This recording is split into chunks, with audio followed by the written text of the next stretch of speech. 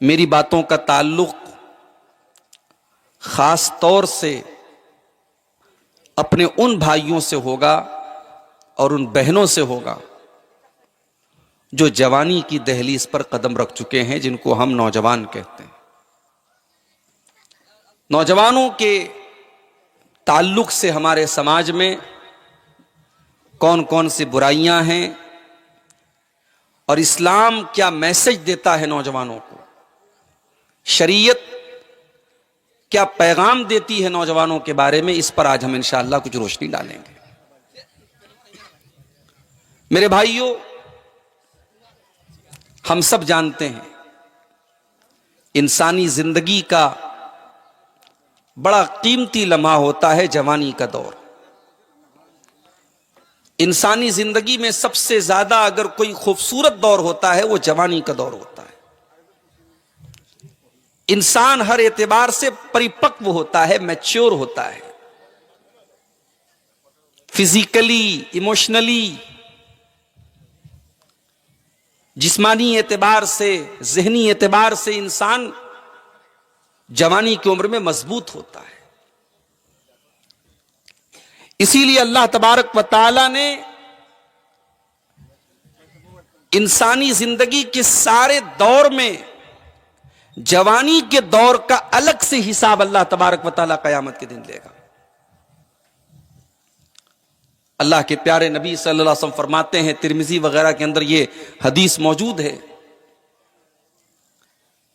لا تزول قدم ابن آدم من عند ربه یوم القیامت حتی یسالان خمس۔ قیامت کے دن ابن آدم انسان اپنی جگہ سے ہل بھی نہ پائے گا جب تک 5 سوالوں کا جواب نہ دے دے۔ پہلا سوال کیا جائے گا عن عمرہ فیما افنا، میرے بندے تو نے اپنی زندگی کو کہاں گزارا۔ دوسرا سوال کیا جائے گا وعن شبابہ فیما ابلا، تو نے اپنی جوانی کو کہاں گزارا۔ پہلا سوال جب ساری زندگی کے بارے میں کیا گیا، جوانی بھی آلریڈی اس کے اندر شامل ہے، لیکن جوانی کی اہمیت دیکھو میرے بھائیوں، جوانی کا الگ سے حساب ہوگا۔ میرے بندے جب تو 16 سال کا، 18 سال کا ہو گیا، جب تو بالغ ہو گیا، جب تو جوان ہو گیا، جذبات کے بادل تیرے ذہن و دماغ میں امٹنے لگے اور گناہوں کے موقع تجھے ملنے لگے، زنا کے اڈے بھی تجھے اپنی طرف بلانے لگے، شراب کا نشہ بھی تجھے اپنی طرف دعوت دینے لگا، بدکاری اور زناکاری کے موقع بھی تجھ کو ملنے لگے، میرے بندے تو نے اس جوانی کے قیمتی دور کو کہاں گزارا۔ وَعَن شَبَابِهِ فِيمَا أَبْلَىٰ، میرے بندے یہ بتا تو نے جوانی کو کہاں گزارا۔ تیسرا سوال وَعَن مَالِهِ مِنْ أَيْنَ اكْتَسَبَهُ، تو نے مال کہاں سے کمایا۔ کہیں ایسا تو نہیں کہ ڈریم 11 کے ذریعے تو نے پیسہ کمایا، کہیں ایسا تو نہیں کہ IPL کے میچوں میں تو نے سٹا لگا کر کے پیسہ کمایا، کہیں ایسا تو نہیں کہ تاش کے پتوں کے ذریعے تو نے جوا کھیل کے پیسہ کمایا، کہیں ایسا تو نہیں کہ سود و بیاج کے ذریعے تو نے بینک میں FD کرا کر کے پیسہ کمایا، کہیں ایسا تو نہیں کہ لوگوں کو تو سود پر قرضہ دے دے کے ان سے سود کی رقم وصول کر کے اپنے آپ کو کروڑ پتی بناتا رہا، تو رشوت لے کر کے اپنے بینک بیلنس کو مضبوط کرتا رہا۔ وَعَن مَالِهِ مِنْ أَيْنَ اكْتَسَبَهُ، تو نے مال کہاں سے کمایا۔ چوتھا سوال وَفِيمَا أَنفَقَهُ، تو نے مال کہاں پر خرچ کیا۔ کہیں ایسا تو نہیں شادی بیاہ میں فضول خرچی پر تو نے لاکھوں کروڑوں خرچ کر دیے، ایک دن کے شو آف پر تو نے لاکھوں کروڑوں کی دولت پانی کی طرف بہا دی، تیرے ملک میں، تیرے شہر میں، تیرے علاقے میں لوگ بھوکے مرتے رہے، اور تیری بیٹی کی شادی میں لاکھوں کروڑوں کا کھانا پھینک دیا گیا، ڈسٹ بین میں ڈال دیا گیا۔ کہیں ایسا تو نہیں تو نے شراب کے اڈوں پہ اپنا پیسہ برباد کیا، کہیں ایسا تو نہیں تو نے حرام چیزوں پر اپنا پیسہ خرچ کیا۔ وَفِيمَا أَنفَقَهُ، تو نے مال کہاں پہ خرچ کیا۔ اور پانچواں سوال وَمَاذَا عَمِلَ فِيمَا عَلِمَ، میرے بندے تو نے جو علم حاصل کیا، جو تو نے نالج گین کی، تو نے کتابوں کو پڑھا، تو نے فیس بک کے ذریعے علم حاصل کیا، تو نے یوٹیوب پر علماء کے بیانات سنے، تو جلسوں میں گیا، تو پروگراموں میں گیا، تو نے بہت علم حاصل کیا، بہت قرآن کی آیتیں تو نے سنی، بہت ساری نبی کی حدیثیں تو نے سنی. وَمَاذَا عَمِلَ فِيمَا عَلِمَ، تو نے اپنے علم کے اوپر عمل کتنا کیا. یہ قیامت کے دن کے پیپر کا پہلا، قیامت کے دن کے ایگزام کا پہلا پیپر ہوگا. یہ These are the 5 questions of the examination. قیامت کے ایگزام کا پہلے 5 سوالات یہ ہوں گے جو ہم سب کو دینا ہے. اور اس میں آپ دیکھیں کہ اللہ تعالیٰ جوانی کے بارے میں ہم سے سوال کرے گا. اس سے اندازہ لگاؤ میرے بھائیوں کی جوانی کی اللہ تعالیٰ کیا قدر و قیمت ہے. اسی لیے اللہ کے پیارے نبی نے جوانی کی ہمیں قدر کرنے کی تعلیم دی ہے. جوانی کی عمر کو اللہ کے نبی نے غنیمت سمجھنے کا حکم دیا ہے. اللہ کے نبی فرماتے ہیں اغتنم خمسن قبل خمسن، 5 چیزوں کو غنیمت سمجھو 5 چیزوں کے آنے سے پہلے. شباب کا قبل حرمک، اپنی جوانی کی قیمت کو سمجھو بڑھاپے کے آنے سے پہلے. آپ آج جوان ہیں، پیسہ بھی آپ کے پاس ہے، حج کر سکتے، عمرہ کر سکتے ہیں، مگر آپ نہیں کر رہے ہیں. کل 70 سال کے 60 سال کے ہو جائیں گے، جب حج کرنے جائیں گے، عمرہ کرنے جائیں گے، ویل چیئر کے ذریعے آپ کو طواف کرنا پڑے گا. دیوار کا سہارا لے کر کے آپ صفا مروہ کی سعی کریں گے. ہوٹل سے حرم تک آنے میں آپ کی سانسیں پھولنے لگیں گی. آپ کو محسوس ہوگا کہ اے کاش میں نے جوانی میں یہ عمرہ کر لیا ہوتا، میں نے جوانی میں یہ حج کر لیا ہوتا. اللہ کے نبی فرماتے ہیں تو جوانی میں جو کر سکتا ہے وہ بڑھاپے میں نہیں کر پائے گا. اغتنم خمسن قبل خمسن، تو 5 چیزوں کی قدر کر 5 چیزوں کے آنے سے پہلے. شباب کا قبل حرمک، اپنی جوانی کی قدر کر اپنے بڑھاپے کے آنے سے پہلے. ابھی ہمارے بعض احباب یہیں آپ کے بڑتلہ وغیرہ کے، ان کے گھر کے لوگ گئے ہیں حج کے سفر میں. 62 سال 63 سال کی عمر ہے، 70 سال کی عمر ہے، لوگ حج کرنے جا رہے ہیں. ابھی بھی حج کرنے والوں کی تعداد آپ دیکھیں، بزرگوں کی، بوڑھوں کی تعداد آپ کو زیادہ ملے گی. ایسا تو نہیں پیسہ کمانے والے نوجوان کم ہیں آپ کے علاقے میں؟ نوجوان نہیں جانا چاہتا ہے. کیوں؟ اسے ایسا لگتا ہے ہم حج کرنے جائیں گے، ہمارے اوپر ذمہ داریوں کا بوجھ آ جائے. کس چیز سے بھاگ رہا ہے تو؟ بعض لوگ کہتے ہیں صاحب ہمیں مکان بنوانا ہے، بیٹی کی شادی کرنا ہے، یہ کرنا ہے، وہ کرنا ہے. کہاں لکھا ہے کہ یہ سارے کام کرنے کے بعد آپ حج اور عمرہ کریں گے؟ نہیں میرے بھائیو، بہانے نہ کرو، یہ جھوٹے ایکسکیوز نہ تلاش کرو، یہ جھوٹے عذر نہ تلاش کرو. آج آپ کے پاس طاقت ہے حج کی، آج حج کرو. آج عمرہ کی طاقت ہے، آج عمرہ کرو. جوانی میں آپ اللہ کی جو عبادت کر سکتے وہ بڑھاپے میں نہیں کر پائیں گے. ابھی مولانا عبدالشکور صاحب بھوجپوری تقریر کر رہے تھے، بنگلہ زبان میں تھوڑی بہت مجھے سمجھ میں باتیں آ رہی تھی. انہوں نے ایک بات کہی کہ قیامت کے دن کوئی سایہ نہ ہوگا، سورج 1 میل کی دوری پر ہوگا، کوئی سایہ نہ ہوگا، لوگ دھوپ سے بے حال ہوں گے. لیکن آپ نے وہ حدیث بھی سنی ہوگی، سبعۃ یظلھم اللہ فی ظلہ یوم لا ظل الا ظلہ. قیامت کے دن اللہ تعالیٰ اپنے 7 بندوں کو اپنے عرش کا سایہ دے گا، جس دن اللہ کے عرش کے سائے کے علاوہ کوئی سایہ نہ ہوگا. 7 طریقے کے لوگ ایسے ہوں گے جن کو اللہ تعالیٰ اپنے عرش کا سایہ دے گا.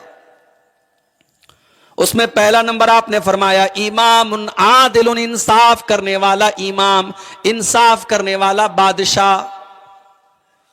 وہ بادشاہ، وہ حاکم جو لوگوں کے ساتھ انصاف کرتا ہو، جو لوگوں کے درمیان ڈسکریمنیشن نہ کرتا ہو، جو لوگوں کے درمیان بھید بھاؤ نہ کرتا ہو، جس کی زبان زہریلی نہ ہو، جس کے بیانات زہریلے نہ ہو، جس کے کام زہریلے نہ ہو، کہ انصاف کے ساتھ ملک کو چلاتا ہو.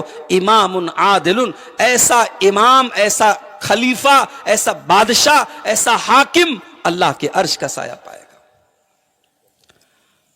اس کے بعد آپ نے فرمایا وَشَابٌ نَشَا فِي عِبَادَةِ اللَّهِ، وہ نوجوان جس کی جوانی اللہ کی عبادت میں گزری ہو۔ آج ہمارے نوجوانوں کی کہاں جوانی گزر رہی ہے؟ پروگرام میں آنے سے پہلے میرے پاس میسج آیا آپ کے پاکڑ سے، بعض نوجوانوں نے کہا مولانا حالات بڑے خراب ہیں، فوٹو بھیجا انہوں نے مجھے، مسلمان لڑکیاں آج غیر مسلموں کے ساتھ شادیاں کر رہی ہیں۔ ہم یہ بھی جانتے ہیں کہ کچھ دشمن اسلام دشمن تنظیمیں باقاعدہ پلاننگ کر کے مسلمان لڑکیوں کو ٹریپ کر رہی ہیں، جن کا مقصد ہے، انہوں نے بعض نوجوانوں کو اس مشن پہ لگایا ہے کہ تم مسلمان لڑکیوں کو پھنساؤ، اسکولوں میں، کالجوں میں، کوچنگ سینٹرز میں، ٹیوشن سینٹرز میں، ان جگہوں پر مسلمان لڑکیاں جو پڑھتی ہیں ان کو پھنساؤ اپنے جال میں، ان کو مرتد بناؤ، ان کو اسلام سے خارج کرو، اور پھر ان کی زندگی برباد کرو۔ اسلام سے خارج ہوگی تو برباد ہو گئی نا۔ اور یہ کام آج بڑی تیزی سے ہو رہا ہے، اور ہماری یہ مسلمان لڑکیاں یہ اس غلط فہمی میں پڑی صاحب کہ ہم نے پیار کیا ہے۔ وہ کون سا پیار ہے، وہ کون سی محبت ہے جو تجھے جہنم کی آگ کو برداشت کرنے کے لیے ایگری کر دیتی ہے؟ میری بہن، میری پیاری ماں بہنوں، اسلام کو چھوڑ کر کے اگر کوئی عورت، کوئی لڑکی کسی دوسرے مذہب میں داخل ہو رہی ہے، وہ جہنم کی آگ کا راستہ طے کر رہی ہے، وہ جنت کو چھوڑ کر کے جہنم کا راستہ طے کر رہی ہے۔ میں کہتا ہوں وہ کون سا پیار ہے، وہ کون سی محبت ہے، وہ کون سا عشق کا بھوت ہے جو ایک مسلمان لڑکی کو جہنم کے راستے کی طرف لے کے جا رہا ہے؟ او میرے پیارے بھائیوں، آج ہمارے نوجوانوں کا یہ حال ہے، بھائی کما رہا ہے، باپ کما رہا ہے، کوئی آپ کی جھارکھنڈ کے باہر دلی، بمبئی، کلکتہ میں جا کے پیسے کما رہا ہے، کوئی سعودی اور دبئی میں جا کر کے پیسے کما رہا ہے، اور گھر کی لڑکیاں وہ شاپنگ وہ کر رہی ہیں، گھومنے پھرنے وہ جا رہی ہیں، پڑھنے کے لیے بڑے بڑے کالجوں میں وہ جا رہی ہیں، اور کوئی ان کا سرپرست نہیں، کوئی ان کا گارجین نہیں، کوئی ان کے اوپر نظر رکھنے والا نہیں ہے۔ اور حالات یہ ہے کہ بڑی تیزی سے آج آپ کی عزت و آبرو کے ساتھ کھیلا جا رہا ہے، اور آپ کی مسلمان بہنوں کو اور آپ کے گھروں کی مسلمان بیٹیوں کو بڑی تیزی سے اس لو ٹریپ میں، اس محبت کے، اس عشق کے جال میں پھنسا کر کے ان کو مرتد بنایا جا رہا ہے۔ میرے پیارے بھائیوں، آج اپنی لڑکیوں کو آج اگر آپ نے اسلام کی صحیح تعلیم دی ہوتی، ایمان سکھایا ہوتا، عقیدہ سکھایا ہوتا، تو شاید یہ حالات نہ پیدا ہوتے۔ 10,000 کا موبائل بھی ہم خریدتے ہیں تو اس کو چلانے کا ڈھنگ سیکھتے ہیں، اس کو لاک کیسے کرتے ہیں، اس پہ فلاں ایپ کیسے یوز کرتے ہیں نہیں معلوم، تو یوٹیوب کے ذریعے ہم تلاش کرتے ہیں کہ ہمارے یہ موبائل ہم اس کو کیسے استعمال کریں۔ میرے پیارے ساتھیوں، کیا دین اتنی معمولی چیز ہے کہ دین کو آپ نے کبھی سیریس ہی نہ لیا، ایمان کو آپ نے کبھی سیریس ہی نہ لیا؟ لا الہ الا اللہ کا جو کلمہ ہم اور آپ پڑھتے ہیں، جو کلمہ ہماری زندگی کا مقصد ہے، جس کلمے کے لیے اللہ نے ہم سب کو پیدا کیا ہے، اس کلمے کو آج زبان سے ہم تو پڑھتے ہیں، مگر اس کلمے کا مطلب کیا ہے، اس کلمے کا مقصد کیا ہے، اس کلمے کی شرائط کیا ہے، اس کلمے کے تقاضے کیا ہیں، آج ہمارے نہ لڑکوں کو پتا، نہ لڑکیوں کو پتا، نہ بزرگوں کو پتا، نہ نوجوانوں کو پتا، نہ ہمیں معلوم ہے، نہ ہم سیکھنے کی کوشش کرتے ہیں، نہ جاننے کی کوشش کرتے ہیں۔ میرے پیارے بھائیوں، دین سیکھنے کا آج نہ ہمارے اندر جذبہ ہے، نہ گھر والوں کو سکھانے کا جذبہ ہے۔ میرا اللہ قرآن میں کہتا ہے، یا ایھا الذین آمنوا قوا انفسکم واہلیکم نارا، اے ایمان والو اپنے آپ کو اور اپنے گھر والوں کو جہنم کی آگ سے بچاؤ۔ حضرت علی کہتے ہیں اس آیت کی تفسیر میں، علموہم، اپنے گھر والوں کو دین کا علم دے دو، دین سکھا دو۔ میں آپ کو منع نہیں کرتا، اپنی بیٹیوں کو، اپنی لڑکیوں کو آپ اگر کالجوں میں تعلیم دے رہے ہیں، میں بالکل منع نہیں کرتا۔ اگر آپ کی بیٹیاں آئی اے ایس کا ایگزام پاس کر رہی ہیں اور میڈیکل کا ایگزام پاس کر رہی ہیں اور ماں باپ کا نام روشن کر رہی ہیں، واللہ ہمیں اس پر کوئی اعتراض نہیں ہے، ہماری قوم کے لیے شرف کی بات ہے، مگر مجھے 2 سوالوں کا جواب چاہیے۔ پہلا سوال یہ ہے، قوم کی بیٹیاں تو ماشاءاللہ بڑی ترقی کر رہی ہیں، کالجوں میں پڑھ رہی ہیں، آئی اے ایس کا ایگزام پاس کر رہی ہیں، نیٹ کا ایگزام پاس کر رہی ہیں، میڈیکل کی پریکشا پاس کر رہی ہیں، قوم کے لڑکے کہاں ہیں؟ لڑکے مر گئے صاحب، لڑکے محنت کر رہے ہیں، مزدوری کر رہے ہیں، پنچر بنا رہے ہیں، معمولی مزدوری کا کام کرے، لڑکیوں کو ماشاءاللہ بہت آگے بڑھا رہے ہیں. یہ جو آپ نے ڈس بیلنس کر کے رکھا ہے نا، یہ آپ کو برباد کر رہا ہے. آپ پڑھائی لڑکیوں کو بھی دو اور پڑھائی لڑکوں کو بھی دو. آپ کے لڑکوں کو بھی دنیاوی تعلیم حاصل کرنے کا اور ترقی کرنے کا ان کو بھی حق ہے. آپ ان کو مزدوری میں اور چھوٹے چھوٹے کاموں میں ڈھکیل کر کے ان کی زندگی کو برباد مت کرو میرے بھائی. یہ ڈس بیلنس اگر ہوگا کہ لڑکیاں آپ کی ہائیلی کوالیفائڈ ہوں گی اور لڑکے آپ کے 8 تک پڑھ کر کے اور ہائی اسکول کر کے اور انٹر کر کے بیٹھ جائیں گے تو یہ ڈس بیلنس بھی آپ کے سماج کو برباد کرے گا. ایک بات. اور دوسری بات یہ ہے کہ آپ کی لڑکیاں کچھ بھی پڑھیں، ان کی بنیاد اتنی مضبوط کر دو. ہمارے یہاں بنیادی تعلیم ہی نہیں ہے. ہم بچیوں کو کیا کرتے ہیں صاحب، گھر میں کسی مولوی صاحب کے ذریعے، حافظ جی کے ذریعے قرآن پڑھا دیتے ہیں، بس یہ ہوگی دین کی تعلیم. جس لڑکی نے صرف قرآن کو ایز اے ٹیکسٹ پڑھا ہے، قرآن کو صرف رٹو طوطے کی طرح عربی زبان میں پڑھا ہے، قرآن کا میسج کیا ہے، قرآن کا پیغام کیا ہے، قرآن کیا کہتا ہے، اس لڑکی نے کبھی پڑھا نہیں. اگر وہ اسٹیٹس پر اپنی خوبصورت فوٹو لگا رہی تو کوئی حیرت کی بات نہیں. اس نے تو پردے کا مطلب جانا ہی نہیں. اس کو تو یہ لگا صاحب گھر سے نکلے نقاب میں نکل کے ہو گئی بات ختم. اسٹیٹس پر ہم چاہے جیسے فوٹو لگا لیں، فیس بک پر ہم چاہے جیسے فوٹو لگا لیں. اس نے پردے کا مطلب سمجھا ہی نہیں. جس لڑکی کو آپ نے دین کی تعلیم نہیں دی، کسی بہروپیے نے آ کر کے اسلام کے بارے میں اس کا برین واش کیا، اس کے دماغ پہ پٹی پڑائی کہ اسلام نے تجھے قید کر کے رکھا ہے، تجھے پردے میں رکھا جاتا ہے، تجھے گھر میں نکلنے پر تیرے اوپر پابندیاں ہیں، آجا میرے مذہب میں آجا، آزادی ہے تیرے اوپر، تو کیا کھائے گی، کیا پہنے گی، کہاں جائے گی، کوئی روکنے والا نہیں، کوئی ٹوکنے والا نہیں. عورت اٹریکٹ ہو جاتی ہے. اچھا واقعی میں ہم کو غلام بنا کے رکھا گیا، ہمیں پردے کی پابندیوں میں جکڑ کے رکھا گیا. ارے نادان لڑکی، یہ پردہ جو تجھے جس پردے کا حکم دیا گیا یہ کوئی پابندی نہیں ہے، یہ کوئی تجھے رسی سے جکڑا نہیں گیا ہے، یہ تیری عزت کی حفاظت کا ذریعہ ہے. یہ اللہ تبارک و تعالیٰ کی نظر میں تو کتنی قیمتی ہے، تیری قیمت، تیری ویلو کا ایک طریقہ ہے، تیری ویلو بتانے کا ایک طریقہ ہے. جب تو گھر سے پردے میں نکلتی ہے تو ہزاروں لاکھوں وہ نظریں، وہ عیاش نظریں، وہ ہوسناک نظریں جو تیرے تعاقب میں لگی رہتی ہیں، جو تیرے پیچھے لگی رہتی ہیں، جب تو پردے میں نکلتی ہے وہ مایوس ہو جاتی ہیں. شیطان اپنے مشن میں ناکام ہو جاتا ہے کہ نہیں یہ پردے والی لڑکی ہے، ہم اس کو چھیڑنا تو بڑی دور کی بات ہے، اس سے بات کرنا تو بڑی دور کی بات ہے، یہ تو سر سے پیر تک نقاب میں ہے، پردے میں ہے، ہم تو اس کے جسم کے ایک حصے کو بھی نہیں دیکھ سکتے. میری پیاری مسلمان بہنوں، اگر آج آپ اپنے جسم کے تمام اعضاء کو ڈھانک کر کے اور چھپا کر کے گھر سے باہر نکلتی ہیں، اللہ کی قسم آپ کے اس جسم کو اللہ تعالی جہنم کی آگ سے بچائے گا. اور آپ کے جسم کے وہ حصے جو آپ نمائش کر کے اور اپنے بدن کو دکھا کر کے گھر سے نکلیں گی، کل اس حصے کو جہنم کی آگ میں جلایا جائے گا. اگر جہنم کی آگ آپ کو برداشت ہے اور وہ نقاب کا کپڑا آپ کو برداشت نہیں ہے، اپنے بدن کو کور کرنا برداشت نہیں ہے، تو شوق سے اپنا یہ شوق پورا کر لو. میں ایک بڑی موٹی سی مثال دیتا ہوں.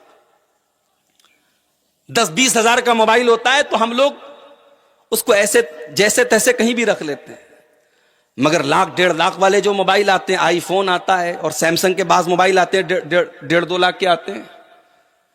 اچھا میرے بعض دوست مجھ سے کہنے لگے مولانا آپ اتنی جگہ تقریر کرنے آتے، آپ آئی فون کیوں نہیں لے لیتے؟ میں نے کہا بھیا مجھ سے نہیں ہو پائے گا. ایک مرتبہ بہار میں جا رہا تھا میں، مظفر پور کی طرف ایک پروگرام میں، موبائل میں چارجنگ ختم ہو گئی میری، اور صبح کا ٹائم میرے اترنے کا ٹائم تھا. وہاں پہ میں نے دیکھا موبائل کی چارجنگ ختم ہو گئی، وہاں اسٹیشن پر اتروں گا، پروگرام والوں کا فون آئے گا، ان سے کانٹیکٹ کرنا ہوگا. میں نے موبائل کو چارجنگ میں لگایا تکیہ کے نیچے رکھ کے اور میں سو گیا. کوئی اللہ کا بندہ آیا اور دھیرے سے اس نے تکیہ کے نیچے سے موبائل لے کے غائب ہو گیا. اب موبائل تو چلا گیا، اب اس کے بعد جو پریشانی ہوئی اللہ ہی جانتا ہے کہ کتنی پریشانی مجھے ہوئی. تو میں نے کہا بھائی میں 1,00,000 1,50,000 کا موبائل چلو کہیں سے انتظام کر کے لے بھی لوں تو ایسا موبائل لینے کا کیا فائدہ ہے کہ چوری ہو جائے تو ہارٹ اٹیک آ جائے. تو آج کل یہ شوق بھی بڑا مسئلہ ہے. ہمارے نوجوان جو ہے نا اپنی حیثیت سے زیادہ کا شوق پالتے ہیں. وہ جو کہاوت ہے نا کہ جتنی بڑی چادر ہے اتنا ہی پیر پھیلاؤ، تو چادر چھوٹی ہے تو بھائی آپ پورا پیر پھیلائیں گے تو پیر تو کھل جائے گا نا. آپ کی طاقت اور آپ کی حیثیت نہیں ہے تو آپ لاکھ روپے کا فون کیوں لے رہے ہو؟ اس کو قسط پر لے رہا ہے. ہمارے پاس یہ سوالات بہت آنے لگے ہیں، مولانا صاحب فائننس پر موبائل لینا کیسا ہے؟ مسئلہ اپنی جگہ ہے بھائی. فائننس پر کوئی سامان لینے کی کیا شرعی حیثیت ہے؟ آپ کے پاکڑ کے جو بڑے بڑے علماء ہیں آپ ان سے پوچھئے. جائز ہے فائننس پر سامان لینا، جائز ہے، مگر بڑی کنڈیشنز ہیں. اور آپ کے انڈیا کی جو فائننس کمپنیز ہیں، چاہے وہ بجاج کا کارڈ ہو، چاہے وہ آپ کی اور کمپنیاں، آپ وہ کنڈیشن پوری نہیں ہوتی ہے وہاں پہ. اگر وہ 0% انٹرسٹ بھی دے رہی ہیں تب بھی اگر آپ کی مہینے کی ای ایم آئی 2 تاریخ کو کٹ رہی ہے اور 2 تاریخ کو آپ نے پیسہ نہیں پے کیا، 4 تاریخ کو پے کیا، فوراً پینالٹی لگے گی. اور یہ پینالٹی حرام ہے. کون سی کمپنی ایسی ہے جو آپ سے پینالٹی نہیں لگی؟ تو کوئی چیز آپ نقد میں الگ قیمت میں لے اور ادھار میں اور فائننس میں الگ قیمت میں لے، جائز ہے، مگر کنڈیشنز ہیں اس میں. آج وہ کنڈیشنز ہمارے انڈیا کی بہت کم کمپنیاں ہی پوری کر سکتی ہیں. اس لیے بہت شدید مجبوری ہو، جیسے کوئی بڑی کار لینا ہے، 4 ویلر لینا ہے، تو لوگ بتاتے ہیں کہ اس کو کیش لینے میں بڑے مسائل ہیں، اس کو فائننس ہی کرانا پڑتا ہے. تو ایک مجبوری ہو سکتی ہے. آپ موبائل فائننس کرا رہے ہیں، آپ 10,000 کا موبائل لے سکتے ہیں مگر آپ 40,000 کا لے رہے ہیں، آپ مہینے مہینے قسط بھر رہے ہیں. تو یہ شوق جو پورا کرنے کا معاملہ ہے میرے بھائیوں، یہ آج ہمارے نوجوانوں کو برباد کر رہا ہے. تو قیمتی جب موبائل ہوتا ہے تو آدمی اس کی حفاظت کرتا ہے. اسلام کی نظر میں عورت بھی قیمتی ہے، اتنی قیمتی ہے کہ اللہ کے نبی فرماتے ہیں الدنیا کلھا متاع، دنیا پوری کی پوری فائدہ اٹھانے کی چیز ہے. وخیر متاع الدنیا، اور دنیا کی سب سے قیمتی دولت المرأۃ الصالحہ، نیک عورت ہے. سب سے قیمتی دولت نیک عورت ہے. میری پیاری بہنوں، آپ جب پردے میں نکلتی ہو، آپ کا پردہ دنیا والوں کو کیا پیغام دیتا ہے؟ اللہ قرآن میں کہتا ہے یا ایھا النبی قل لازواجک وبناتک ونساء المؤمنین یدنین علیہن من جلابیبہن. اے نبی اپنی بیویوں سے کہہ دیجئے، اپنی بیٹیوں سے کہہ دیجئے اور تمام مسلمان عورتوں سے کہہ دیجئے جب وہ اپنے گھر سے نکلے یدنین علیہن من جلابیبہن، تو وہ اپنے اوپر جلباب ڈال لیں. یہ قرآن کا حکم ہے، یہ یونیورسل حکم ہے. یہ جھارکھنڈ کے آپ کے مجلاٹی گاؤں پر بھی اپلائی ہوگا اور بنگال کے علاقوں میں بھی اپلائی ہوگا. بڑی عجیب بات ہے صاحب. میں بنارس کا رہنے والا ہوں. ہمارے بنارس میں کچھ مسلمانوں کی برادریاں ایسی ہیں جہاں عورتیں پردہ ہی نہیں کرتی. وہاں کہا جاتا ہے صاحب یہ برادری مسلمانوں کی، یہ فلاں برادری، ان کے پردہ نہیں ہے. پردے کا تعلق کسی برادری سے نہیں ہے میرے بھائیوں. پردے کا تعلق کسی کاسٹ سے نہیں ہے، کسی جاتی سے نہیں ہے. پردے کا تعلق اسلام سے ہے، پردے کا تعلق قرآن سے ہے، پردے کا تعلق مسلمان سے ہے. اللہ قرآن میں کہہ رہا ہے یدنین علیہن من جلابیبہن. جب یہ عورتیں گھر سے نکلیں تو اپنے اوپر جلباب ڈال لیں، اپنے اوپر چادر ڈال لیں. اب ذرا غور کرنا میری بہنوں، جو مسلمان عورت ہوگی وہ پردے میں نکلے گی. ذالک ادنی ان یعرفن فلا یؤذین. اور یہ پردہ دنیا والوں کو بتائے گا یہ مسلمان عورت ہے، یہ با پردہ عورت ہے، یہ عفت مآب عورت ہے، یہ پاک باز عورت ہے، اور کوئی اس کو چھیڑنے کی جرات نہ کرے گا. او میری بہنوں، جو اسلام آپ کو پردے میں نکلنے کی تعلیم دیتا ہے، آج کوئی بہروپیہ آ کر کے آپ کو پٹی پڑھاتا ہے اور آپ اس کی باتوں میں آ جاتی ہے اور آپ کو لگنے لگتا ہے کہ اسلام آپ کو رسیوں میں جکڑ رہا ہے. ارے اسلام تو وہ دین ہے جس نے آپ کو جینے کا ادھیکار دیا جس دور میں آپ کو جینے بھی نہ دیا جاتا تھا، جس دور میں بیٹی کے پیدا ہونے پر بیٹی کا گلا دبا دیا جاتا تھا، جس دور میں بیٹی پیدا ہونے پر بیٹی کا باپ اپنی بیٹی کو زمین میں دفنا دیا کرتا تھا. اور یہ کوئی قصہ کہانی نہیں ہے، قرآن کریم اس واقعے کو بیان کرتا ہے. وَإِذَا بُشِّرَ أَحَدُهُمْ بِالْأُنثَىٰ ظَلَّ وَجْهُهُ مُسْوَدًّا وَهُوَ كَظِيمٌ. جب بیٹی کی خوشخبری سنائی جاتی تھی، جب باپ کو پتہ لگتا تھا میرے گھر میں بیٹی پیدا ہوئی ہے، باپ کا چہرہ کالا پڑ جاتا تھا. یتوارا من القوم من سوء ما بشر به، بیٹی کا باپ اپنا چہرہ اپنی قوم کو سے چھپایا کرتا تھا. ایمسکہ علی ہون ام یدسہ فی التراب، کہ کیا کروں اگر بیٹی کو پالتا ہوں تو سماج میں ذلیل ہونا پڑے گا، اور دوسرا راستہ یہ کہ بیٹی کو لے جا کے زمین میں گاڑ دوں. یہ دستور تھا. بیٹی پیدا ہونے پر زمین میں گاڑ دیا جاتا تھا، یہ دستور تھا. میرے نبی نے آ کے اعلان کیا ان اللہ حرم علیکم حقوق الامہات ووعد البنات، اے مسلمانوں ماں کی نافرمانی کرنا اور بیٹی کو زمین میں دفن کر دینا حرام ہے، بیٹی کو پیدا ہونے کے بعد زمین میں گاڑ دینا حرام ہے. میرے نبی نے آ کے یہ میسج سنایا. میرے نبی نے قرآن کی آیت پڑھ کے سنائی وَإِذَا الْمَوْءُودَةُ سُئِلَتْ بِأَيِّ ذَنبٍ قُتِلَتْ، وہ بیٹیوں کو قتل کرنے والوں، وہ بیٹیوں کی ہتیا کرنے والوں، وہ بیٹیوں کو مارنے والوں، کل قیامت کے دن تمہیں حساب دینا پڑے گا. ہماری ایک اسٹوڈنٹ ہے آن لائن، ہم سے انہوں نے تعلیم حاصل کی ہے، اسی بہار کی آپ کے موتیہاری کی رہنے والی ہیں، ڈاکٹر ہیں، میڈیکل ڈاکٹر ہیں. ان کا ایک دن میرے پاس میسج آیا، مولانا میرے ہاسپٹل میں ایسے بھی کیس آتے ہیں، بچہ پیدا ہوتا ہے ناجائز طریقے سے معاملہ ہوا تھا اور بچہ پیدا ہوتا ہے، اور ماں جو ہوتی ہے یا کپل جو ہوتے ہیں بچے کو چھوڑ کے چلے جاتے ہیں، اور ہمارے پاس ایسے بھی جوڑے آتے ہیں جو ان بچوں کو مانگتے ہیں. تو کیا ہم ان بچوں کو دے سکتے ہیں یا ان بچوں کو کسی اچھے لوگ انسان کی پرورش میں دے سکتے ہیں؟ تو میں نے کہا کوئی حرج کی بات نہیں، کسی بھی ماں باپ کی غلطی کی سزا اس کے بچے کو کیوں دی جائے؟ بچہ اگر پیدا ہوا ہے اس کی زندگی بچانا چاہیے، اس کو جینے کا ادھیکار ہے.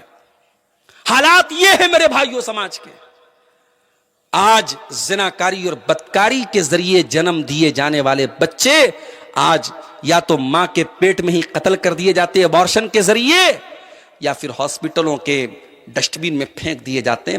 ہزاروں واقعات آپ کے سامنے موجود ہیں.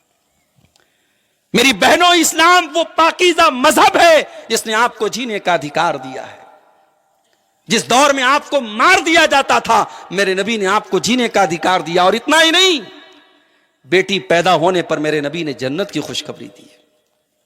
آپ نے فرمایا من ابتلی من هذه البنات شیئا کن لہ سترا من النار، جس کو اللہ تعالیٰ بیٹی دے کر کے آزماتا ہے، جس کے حصے میں بیٹی آتی ہے، جس کو بیٹی کی پرورش کرنا پڑتا ہے اور اس امتحان میں وہ کھرا اتر جاتا ہے، اللہ کے نبی فرماتے ہیں کن لہ سترا من النار، وہ بیٹیاں اپنے ماں باپ کو جہنم کی آگ سے بچاتی ہیں. اور آپ نے یہ بھی فرمایا من آل جاریتین، جس نے 2 بیٹیوں کو پالا حتیٰ تبلغا، یہاں تک کہ وہ بیٹیاں جوان ہو گئیں، جاء یوم القیامہ، وہ انسان قیامت کے دن آئے گا اس حال میں آئے گا انا وہوا کہاتین. آپ نے اپنی دونوں انگلیوں سے اشارہ کر کے فرمایا جیسے یہ دونوں انگلیاں ایک دوسرے سے ملی ہوئی ہیں، ایک دوسرے سے اٹیچ ہیں. بیٹی کو پالنے والا اور بیٹی کو پالنے والی، بیٹی کی پرورش کرنے والے ماں باپ قیامت کے دن اللہ کے نبی کے ساتھ رہیں گے.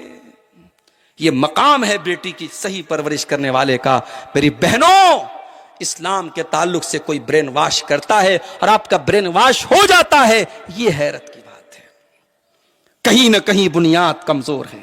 یہ مسجد کی تعمیر ہونے کے لیے آج یہ چندہ کیا جا رہا ہے، کل یہاں مسجد قائم ہوگی، اللہ کرے بہترین اور شاندار مسجد قائم ہو.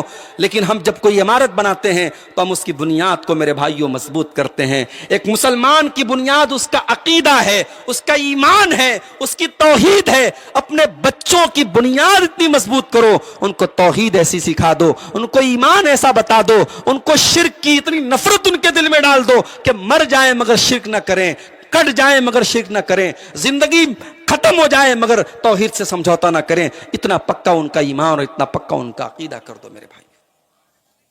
ہم نے تاریخ میں بہت ساری ایسی عورتوں کو دیکھا ہے. ہم نے سمیہ بنت خیاط کا واقعہ بھی دیکھا ہے.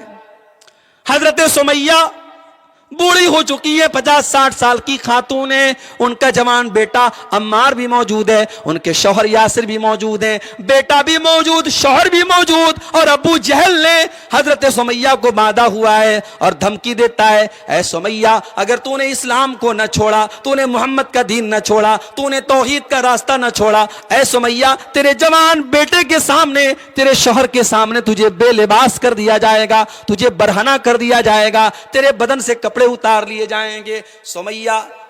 सुमैया एक लम्हे के लिए भी ठिठकती नहीं है, एक लम्हे के लिए भी सोचती नहीं है। ईमान इतनी कीमती चीज है, अगर उसके लिए ये जिल्लत गवारा करनी पड़े तो तैयार है। हजरत सुमैया के बदन से कपड़े उतार लिए गए। हाय हाय, चश्मे फलक को ये मंजर भी देखना था, जवान बेटे के सामने उसकी माँ को नंगा कर दिया गया, मादरजात बरहना कर दिया गया। हजरत सुमैया ने ये जिल्लत गवारा कर ली मगर ईमान को न छोड़ा। और कुछ देर के बाद अबू जहल ने दूसरी धमकी दी, ऐ सुमैया अब भी तेरे पास मौका है, अगर तूने मोहम्मद का दीन न छोड़ा मैं बर्छी उठा करके तेरी शर्मगाह पर हमला कर दूंगा, तेरे शौहर के सामने, तेरे बेटे के सामने तुझे कत्ल कर दूंगा। सुमैया रज़ी अल्लाह तआला अन्हा ने तब भी तौहीद का दामन न छोड़ा, तब भी ईमान का दामन न छोड़ा। मेरे प्यारे भाइयों, आज जब मुसलमान लड़कियों के मुस्कुराते हुए फोटो देखते हैं, उनके माथे पर सिंदूर देखते हैं और गैर मुस्लिम के साथ जब फेरे लेते हुए उनके वीडियोस देखते हैं, वल्लाह कलेजे पर छुरी चल जाती है, वल्लाह दिल के टुकड़े टुकड़े हो जाते हैं। ऐ अल्लाह, ये दौर भी हमको देखना था, ये हालात भी हमको देखने थे। आज ये कौम किस स्टेज पर पहुंच गई, किस बेगैरती और किस बेहयाई के स्टेज पर पहुंच गई। मेरे प्यारे भाइयों, इस तूफान बदतमीजी से अपनी कौम को बचा लो। अपनी बेटियों को मैं कहता हूं, दुनिया में वो गरीब रह जाएं, दुनिया में वो परेशान रह जाएं, मगर आखिरत में अगर वो जहन्नम से बच जाएं तो ये फायदे का सौदा है। और दुनिया में बहुत तरक्की कर लें, बहुत नाम कमा लें, बहुत पैसे कमा लें, लेकिन जहन्नम में चली जाएं और जन्नत में ना जा पाएं तो ये बहुत बड़ा घाटे का सौदा है। मेरे प्यारे भाइयों, अगर अपनी बेटियों से प्यार करते हो, अगर अपनी बच्चियों से मोहब्बत करते हो, उनको दुनिया में जहन्नम की आग से बचाने का इंतजाम कर लो।